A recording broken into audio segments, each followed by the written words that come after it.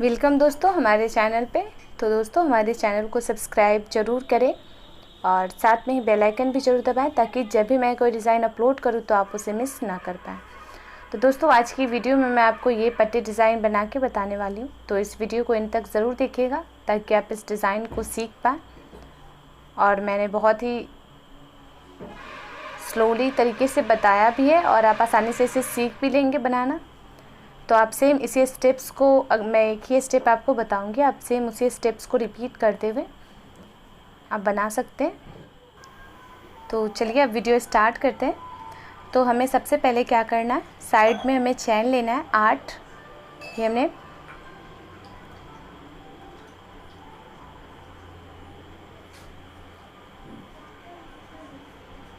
तो हम सेम इसी स्टेप्स को रिपीट करेंगे तो हमारा ये गेट पर्दा जो गेट पट्टी है वो बन के रेडी होगा।